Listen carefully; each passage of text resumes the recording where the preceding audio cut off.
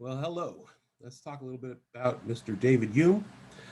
Um, Hume is a famous philosopher from the 1700s,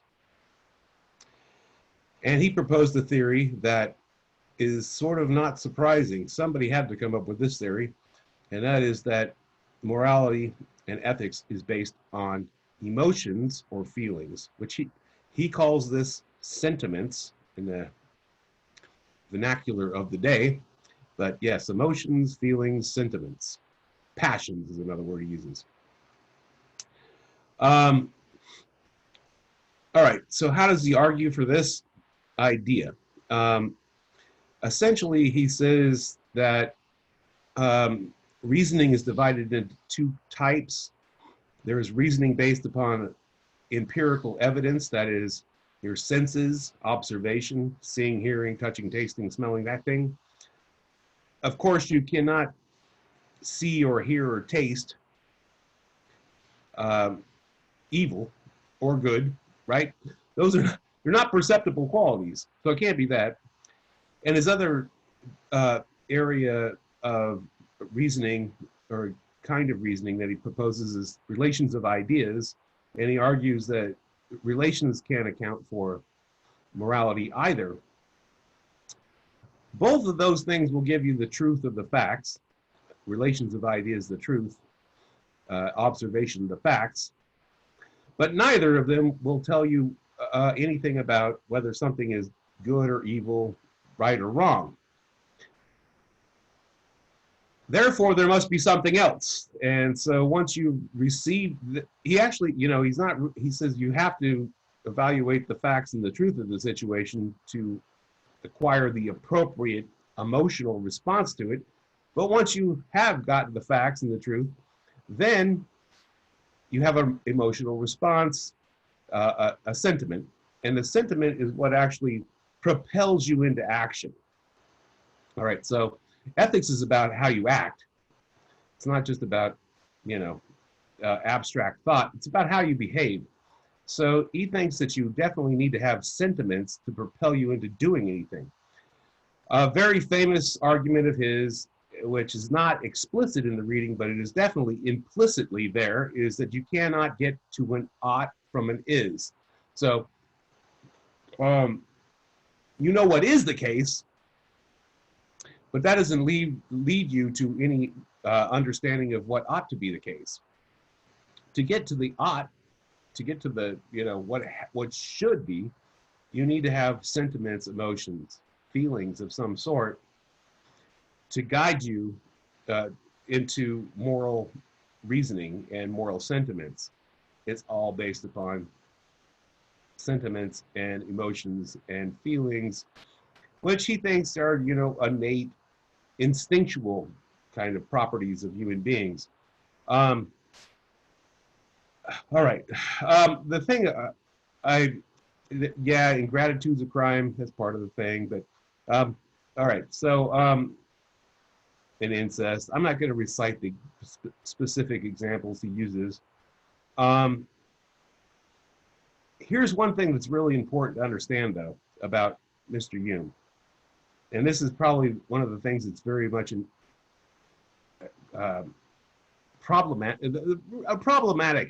problematic part of Hume. And that is that Hume thinks that all human beings, given the facts, are going to make the same, are going to have the same sentiments, the same emotional reactions, the same feelings. This is why I included a couple of pages. Most of the reading is from the Appendix 1, where he outlines this argument that reason can't get to sentiments and therefore not to morality. But I included a couple of pages from earlier because I hope those pages kind of make that clear, that Hume thinks that everybody has the same sentiments, emotions, and feelings. This is where the problem lies with Hume and people that dispute Hume, okay? Because if that is not the case, And a lot of people say that cannot be true because human beings do not all feel the same, think the same. Well, not, sorry, shouldn't say the thing. Feel the same, because he's relying on feelings and emotions here. If people don't all feel the same and have the same emotional reactions to things, then if we're all different or even culturally different, then it goes back to relativism, which was we've already discussed before is very problematic. Cultural relativism is definitely problematic, but individual relativism is even worse because if everybody's emotional you're just reacting on your individual emotions. Is that the same as mine? Everybody else's? If not, then we don't have any rules at all. Then it's a mess. You cannot have individual relativism is not a viable ethical theory. I really want to keep emphasizing that fact. There's no way in hell it could be that everybody makes up their own rules and whatever, and everybody decides their own ethics. Can't happen. I mean, that's like non-ethics. You might as well just say there is no ethics, if that's the case. And if that's where Hume goes, or if that's where Hume's theory leads, put it that way, then it's not a workable theory. He definitely thinks that everybody has the same feelings and emotions. Hey, I should note that there are followers of Hume around that think that, somewhere deep down in our biology, which is basically what Hume is saying, because he's putting it up to instincts in human nature.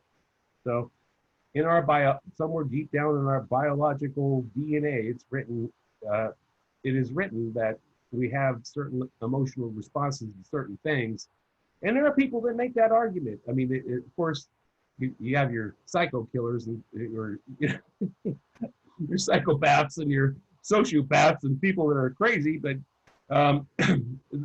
they would argue those are outliers, but most human beings have the same emotional responses, and therefore that Hume is basically correct.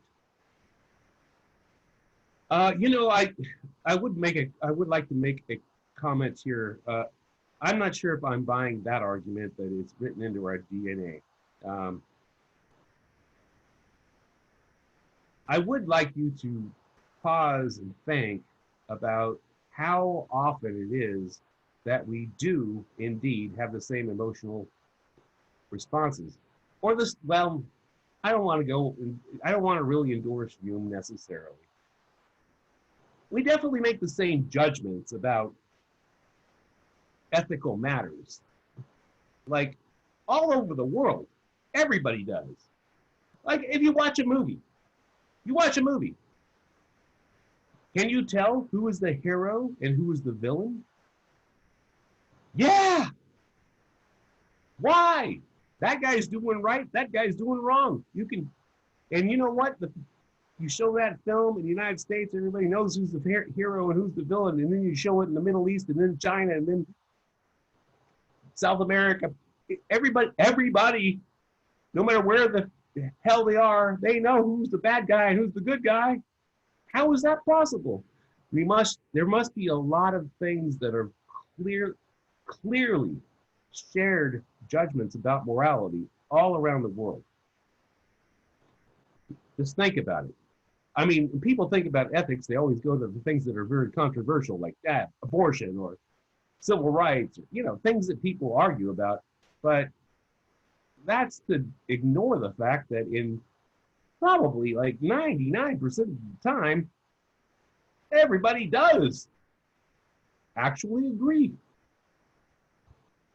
Now, whether it's based on sentiments or not, I don't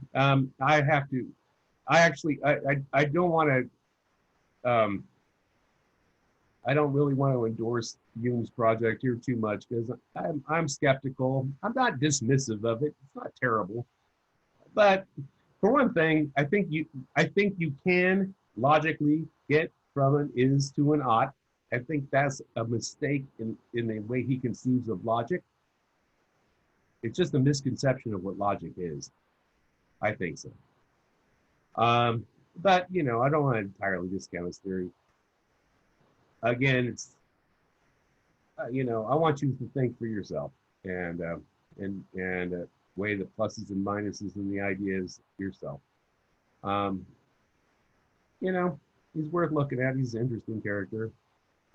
By the way, everybody says Hume is impossible to read. I actually think he's pretty eloquent. You just kind of got to look up a bunch of words in the dictionary, and uh, yeah, I wish I could write like Hume. Sorry, I'm not gonna say that he's terrible like that because he's he's a he's one of the more eloquent philosophers there are. So I had to put my own personal opinion there. Tell me what you think, or tell each other what you think, or both. Well, do both. Definitely do both.